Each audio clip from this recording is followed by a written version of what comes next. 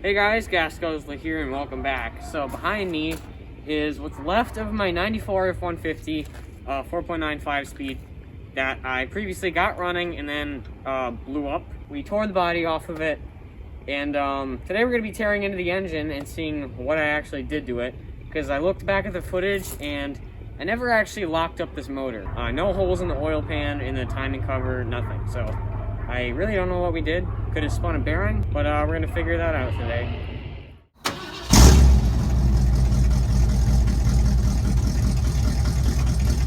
But yeah, back to this thing. We completely ripped the whole body off of it, except for the radiator support, because it's not really on there anymore. Battery tray isn't bad. So yeah, here's the engine. Somebody told me that the pins in the shifter were shot, and that's why it moved all over the place.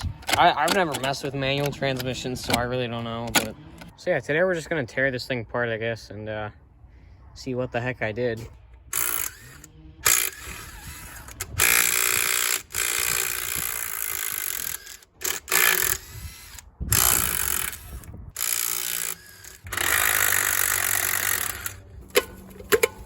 Bean can. Oh, I just made a mess. Fine. Yeah, I don't think that one's coming out. God damn it. Maybe do this. Yeah, I'm not actually pulling it off.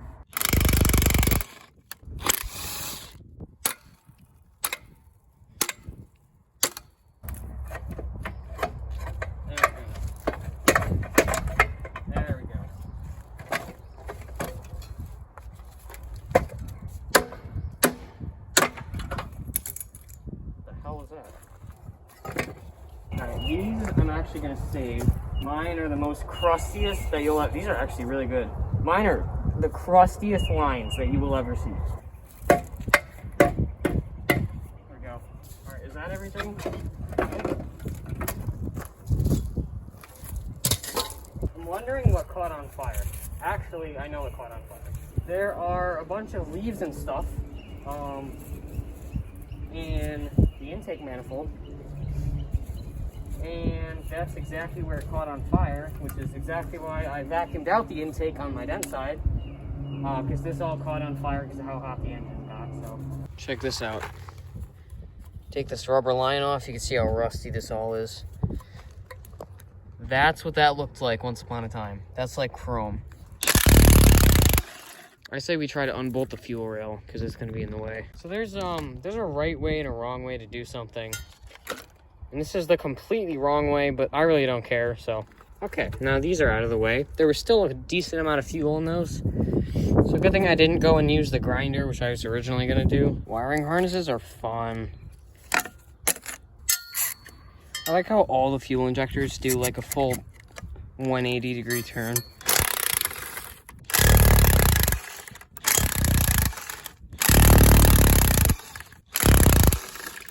Two more bolts. I just got to get all this crap out of the way, and then hopefully I can get to them. That thing's still attached. I can just sawzall that off. All right, exhaust manifold number 1 off. Just got to get the other one off, and then the whole intake. There we go. One lower intake plenum gone. There's still something holding on the exhaust. I don't know what it is. Looks like there's another bolt over there. Yeah, I'm not getting to that right now. I gotta take off the alternator for that, and then this whole thing. All right, so now I'm just gonna go ahead and get off the valve cover. To take off.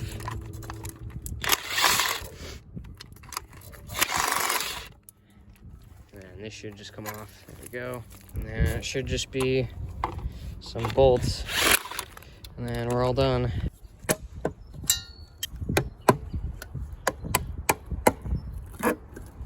All right, here we go.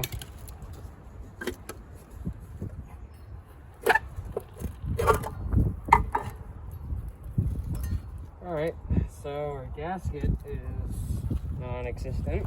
Honestly, everything up here actually doesn't look horrible. There's definitely a lot of buildup, but so yeah, the top end is not horrible.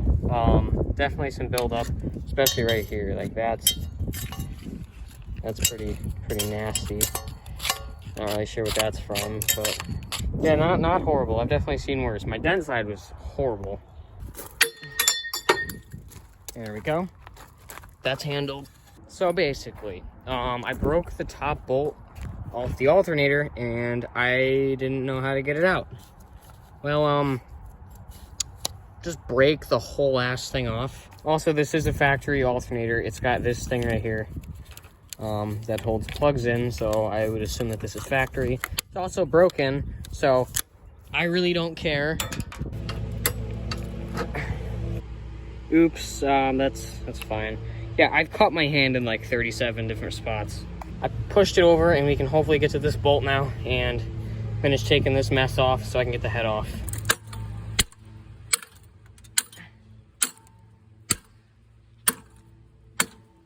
There we go. And if you want the inside of an alternator, holy crap, this is actually really bad. And maybe one more.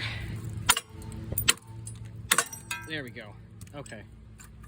So, if you've ever seen the inside of an alternator, this is what it looks like. So it's like 2 weeks later.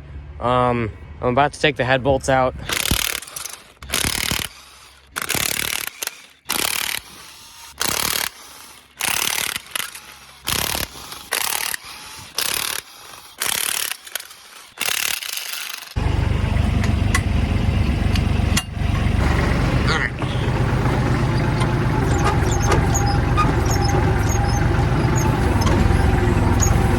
That head is on there.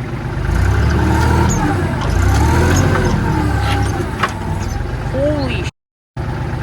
Oh my god.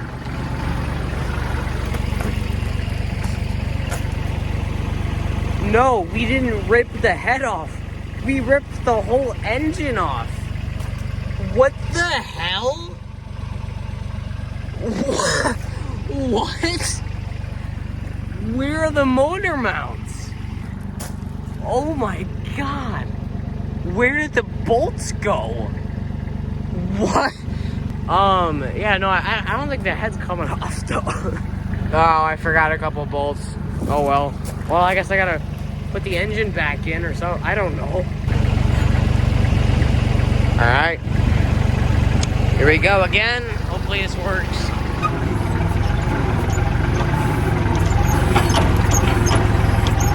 God dang it. What is holding it on right now?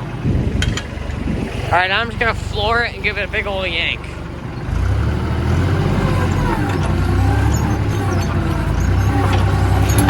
There it goes. Don't try that at home.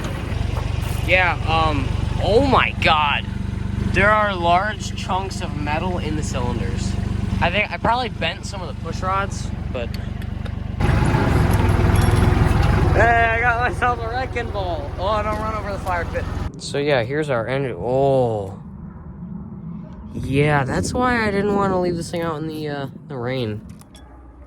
Yeah, I definitely bent some of the push rods. That's fine. Yeah, that one's a little bent.